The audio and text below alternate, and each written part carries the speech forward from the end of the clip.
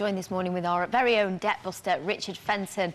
He's here with some great ideas of how you can earn some extra cash. Good morning. Good morning. Still think you should wear a cape that says debt buster on? Yeah, I wear a cape and become a football agent, I think, after that last piece. Become Tell you what, I knew I should have been a footballer. Yeah, he certainly won't be looking for an extra income, will he? No. OK, we've not got a lot of time. We've got plenty to get through, so let's rattle through. You've got some top tips of ways that people can supplement their income, perhaps by having a part-time job or an ad hoc job. Yeah, we've got 5 ideas for you, running through them very quickly. First one is from a film or TV extra or even a look-alike. Okay. Plenty of opportunities around Manchester with Coronation Street and a couple of other big productions. The second one, again, because we're in Manchester, we've got some great sporting venues. We've got the 2 big football teams, Old Trafford, and some excellent concert venues. And all these venues need stewards at the weekend and in the evenings, and you can earn anything from £50 to £100 per event, which is very good. Just to both of those, how do you get into that? Because I would imagine to some people it seems like a bit of a closed shop. You've got to be a friend of a friend, or you've got to work there full-time and perhaps get the extra shifts. Can you just apply as an ordinary person in the street and get work? Fairly straightforward, particularly the film extras one. There's 3 or 4 big agencies in Manchester. You can get them through Google, or you can go directly to my website. We've got some links. It's really a case of just registering your details. Anybody can do it because, of course, extras is just about anybody in life.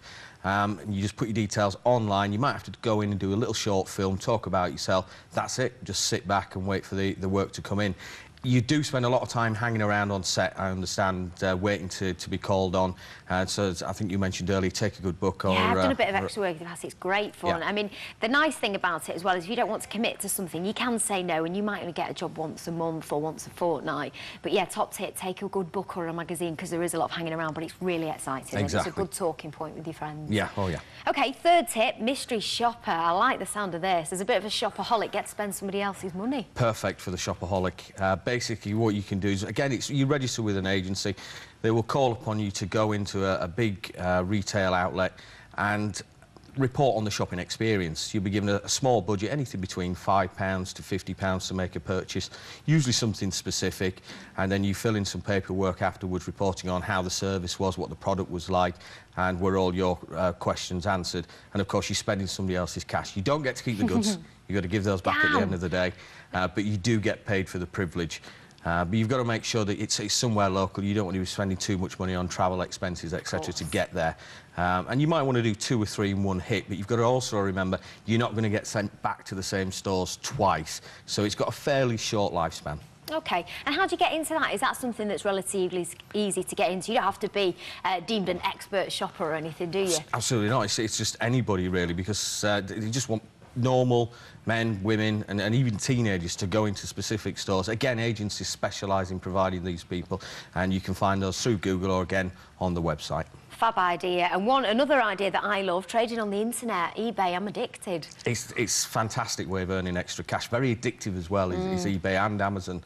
There's 3 or 4 large websites out there at the minute, but between Amazon and eBay, they have 2 million registered users. Wow. So you can usually find a buyer for something that you want to sell, and it's amazing what you can sell on eBay. But the best place to start is with old DVDs and books that you've no longer got any use for.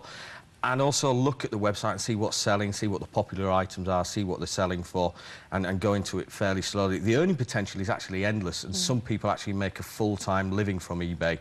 But you've got to be careful of the tax implications. If you're earning a certain level, you do have to declare that to the taxman because he wants his cut. But it's an excellent way to boost your income. One man's tax is another man's treasure. Exactly. And as you say, I've put things on there, thought no one would be interested in this. How did they find it, for starters? But they do. It's amazing, isn't it, what people are on there looking for. And finally, I quite like the sound of this. Sounds like a nice way to spend a weekend day. Dog walking. Yeah, double win on this one. You can earn some extra cash. You have to be a teenager to be a dog walker. It really does kind of fit into that young person category, but at the other end of the scale, it's also perfect for people who've retired.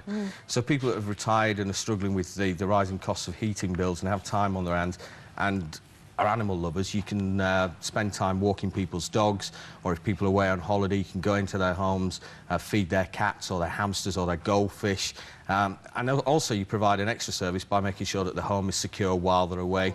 And you can build yourself up a nice little client base of regular income. We actually use somebody ourselves to feed our 2 cats, Andrew and Mrs. Slocum, while we're away on holiday. Yes, yes. Andrew and Mrs. Slocum. Andrew and Mrs. Slocum. No, it's a lovely idea. As you said, I was kind of teasing for when I said teenagers, because I suppose anybody can do it, and families perhaps that can't commit to buying a dog, it might be a nice way of sort of bringing it into the family. The kids get their fill, and then it goes back, and it's people who live in flats or sheltered accommodation but have a love for animals. It's ideal for them to get out and about, exercise themselves whilst, you know, earning extra. You can charge £15–20 per animal per day, depending on what you're doing. Excellent. Well, if Andrew and Mrs. Slocum need a babysitter in the future, sling them my way. We'll be sure to give you a call. Extra quid. Thank you very much, Richard. Time now for a quick break, after which, how to look for the right dog for your personality with Manchester Dogs Home. We'll see you shortly.